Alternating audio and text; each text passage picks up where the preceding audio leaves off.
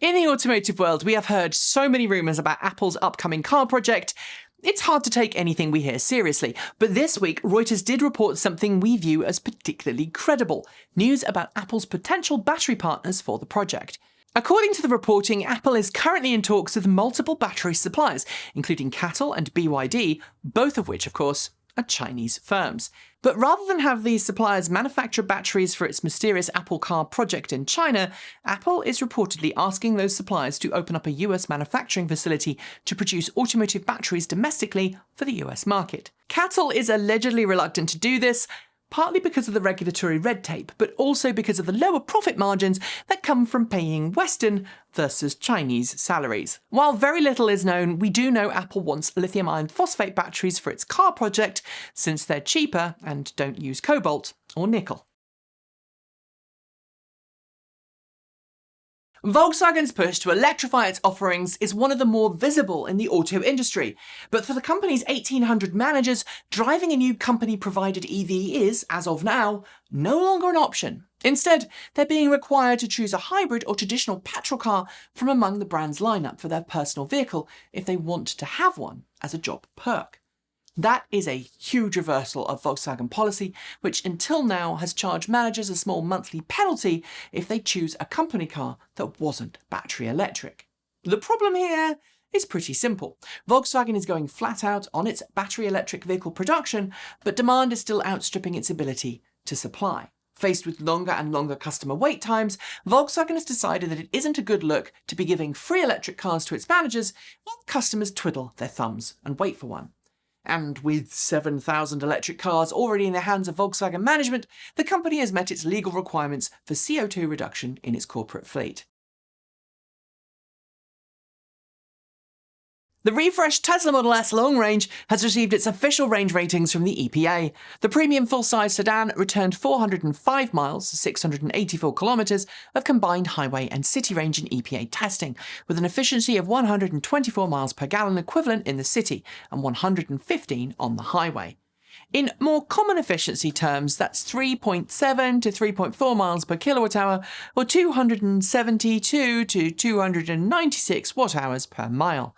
For a car of its size, the range and efficiency are both very good, though the EPA numbers came in just a bit below the range Tesla had been advertising. With the Model S Plaid Plus and its 500 miles of range officially cancelled, the 2022 Model S long range is now the vehicle that can travel the furthest on a charge in the automaker's lineup, even if it isn't quite the distance runner that was originally promised.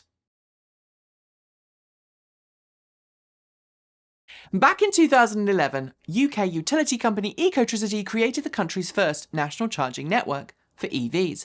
The first company to provide widespread rapid charging across the motorway network, its single-stall 20 to 50 kilowatt charging stations have long been a fairly common sight on the UK roads. But as of late, the electric highway has been getting quite mixed reviews, with the older chargers being slow, not to mention plagued with both payment and reliability issues.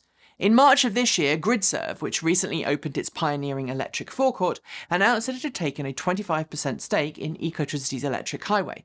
But as of this month, the entire electric highway network has been acquired by GridServe, with promises for more powerful, more reliable, and just more charging stations to boot, as well as the much-needed replacement of those legacy chargers.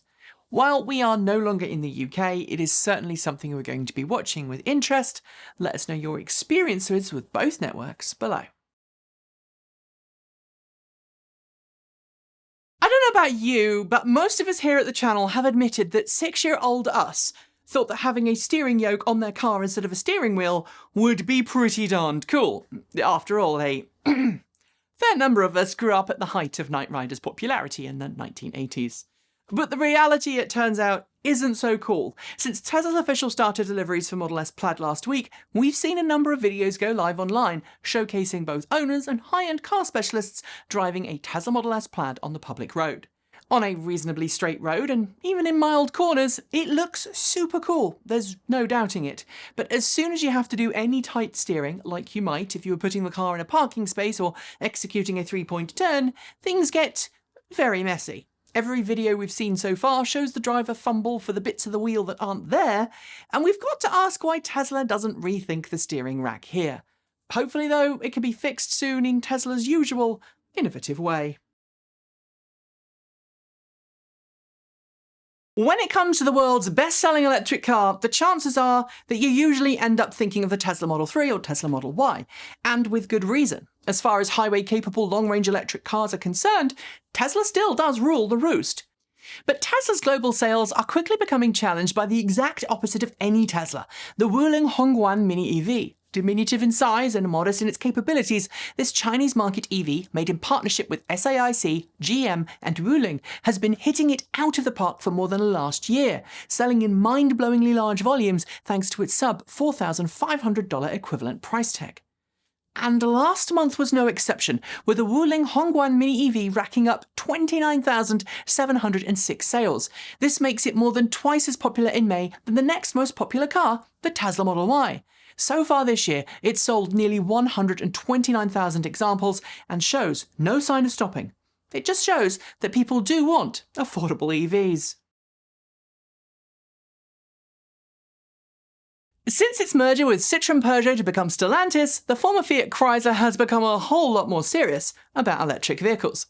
At the moment, the only electric Fiats in production are the Fiat 500e and Fiat Ducato Electric, but this week Stellantis announced that the former Fiat production facility in the town of Melfi in southern Italy will become home to a total of 4 new electric vehicles from 2024 onwards. It's not clear which models will be produced there, but reports from Reuters suggest that the 4 models will be medium segment, or mid-size EVs. The new production plans announced by the UILM union on Tuesday this week will see the facility undergo significant restructuring ahead of the start of production, taking 2 distinct production lines and merging them into one. A total of 400,000 EVs will be produced there per year once each model's production volume has ramped up to maximum capacity.